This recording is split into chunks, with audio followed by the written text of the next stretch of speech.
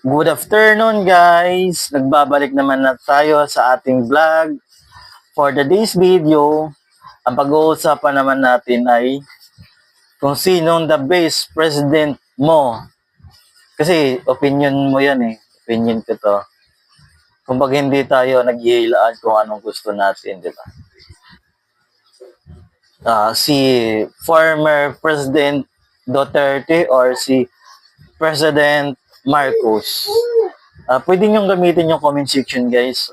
Ilagay nyo po doon kung sino po ang the best president nyo para naman makita namin na at saka, di ba, para goods.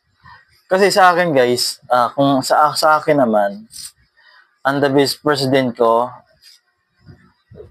o ang gusto kong presidente si former president, no, sa akin to guys, hindi ko sa kasi ano siya guys eh, yung batas niya may ano talaga eh, totoo talaga. So, kasi way back no 2015 dito sa lugar na maraming snatcher, holdapan, di ba? Pero nung naging presidente siya guys, natakot yan guys, natakot yung mga masasamang tao sa kanya. Ano talaga, kaya niyang lupigin yung mga ganong bagay, yung ganong mga tao na masasama. Tsaka ano din guys, nakakamiss din si Tatay Diggs, di ba? Kasi nasa dahig. So nung naaresto siya guys, so malungkot no, malungkot. Kahit ako nalungkot ako eh, kasi bakit naman ganon? Bakit inaano pa sa dahig? Ang edad ni Tatay Diggs, 80? 80? Hindi ako nagkakamali guys ha. Correct me if I wrong, no? So, 80 yun eh. Sa 81, 80, basta sa ganong edad. So, grabe na yun guys, diba? So, tatay na natin, diba? Parang may edad na, tapos ibang klima kasi doon sa dahig guys eh, malamig. Kasi doon eh, nag-i-snow. So, tayo, tropical country kasi tayo guys eh. Hindi, yung katawan natin hindi sanay sa ganon. Hindi sanay sa malamig. Kasi tropical country tayo guys eh. So, parang mo lang, diba? Parang pumunta siya doon na walang, iba lang, ang dala niyang suot-suot na lang, niya eh. Yun lang yung dala niya. Walang mga maraming damit. Parang, parang, kung baga sa kawawang kawawa, di ba? Parang walang kalaban-laban, no? Dinampot lang. Parang, samantalang nung sila ay namumuno, di ba? Ang mamamayang Pilipino din ang nakikinabang. Di ba? Kasi, nung siya nakaupo guys, kahit umuwi ka ng madaling araw, gabi, safe ka eh. Hindi ka matatakot na may snatcher or may masamang tao na nag-aabang. Siya, safe talaga kasi may takot kasi yung natatakot yung criminal dati. Kaya nakakalungkot lang kasi, di ba, ganito yung gobyerno natin o ganito yung sistema natin, parang ang pa ngayon, grabe yung kumbaga parang hindi sila kung bang tawag dito hindi sila hindi patas, hindi sila patas maglitis, no. 'Di ba? Nakakalungkot lang. Tapos about naman doon sa flood control o sa Ghost Project, 'di ba? Hanggang ngayon, di pa rin may mga ebidensya. Nagbaliktaran na nga sila. Bumaliktad na yung kakampi nila. Tapos hanggang ngayon, hindi pa rin nakasuhan. Hindi pa rin, wala pa rin napapakulong. Ang hinahabol nila, yung lumalaban sa korupsyon, sa magnanakaw. Yun pa yung nauuna. Yun pa yung inaaresto. 'Di ba? Yun pa yung nasuspende, 'di ba? Parang napakaano naman, ah, pangit tignan, no? Kasi inuuna natin yung ganung bagay kaysa yung nakikinabang sa pira ng bayan, binubulsa nila. Tingnan mo, yung iba na nga lang sa, hindi ako nagkakamali, sa Iloilo ba yun, guys? Yung sila nang gumawa ng, yung parang sa ilog yun, guys, eh. Sila nang gumawa, dapat nga ang gumawa nun, ano eh, gobyerno. Pero nakakalungkot dahil hindi nila o hindi nagawa ng gobyerno. Siguro sa pamumuno 'yan, no?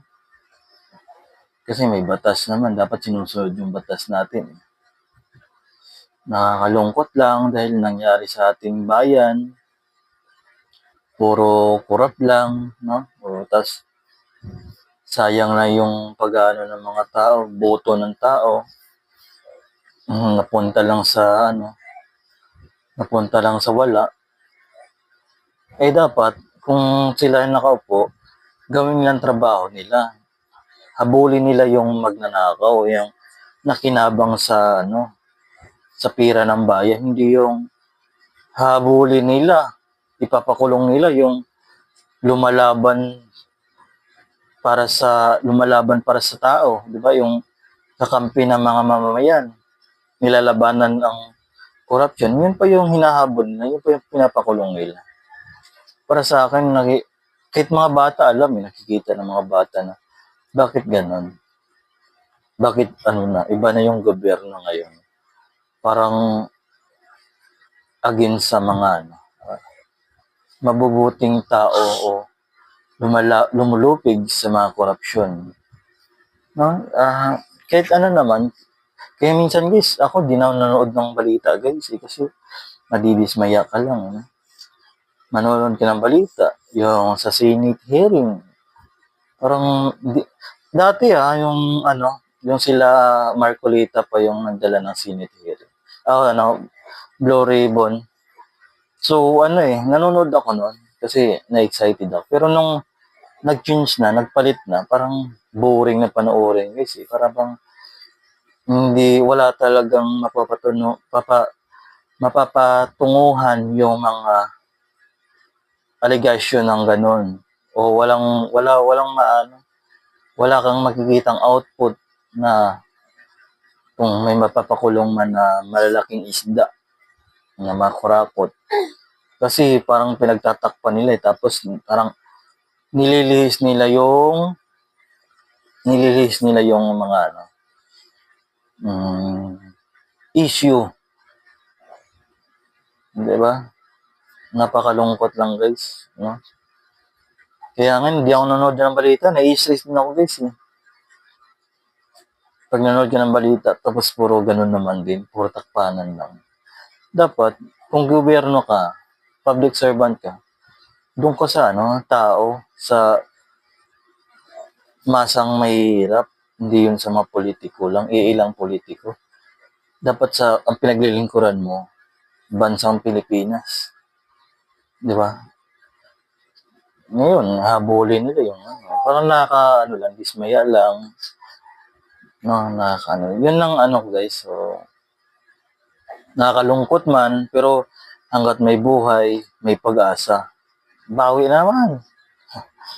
Diba? Ganun lang, hanggat may buhay guys, may pag-asa guys. Huwag lang mawalan ng pag-asa. Maraming mga pagsubok sa buhay, paghihirap. Kaya yan, no? Kasi Pilipino tayo eh. Ang mga Pilipino ay matatatapang. Ang Pilipino ay malalakas ang loob, di ba? Ang Pilipino ay mababait. Marunong makinig sa mga payo. So, yun lang guys, no? Nagpapasalamat ako sa nanonood sa aking vlog, sa pag-subscribe ng aking channel, sa pag-comment. Guys, mag-comment kayo guys. No? Nire-replyan ko po yung nagko-comment. So, hindi naman nagpapasalamat din ako kasi masaya pag may communication. Pagkaibigan lang ba? No? Salamat guys. No? So, mahaba na yung ating pagbablog guys. Hanggang dito lang siguro yung guys, pagbablog ko. So, sana makagawa tayo ulit ng video na masaya at puno ng pag-asa. Thank you guys sa panonood.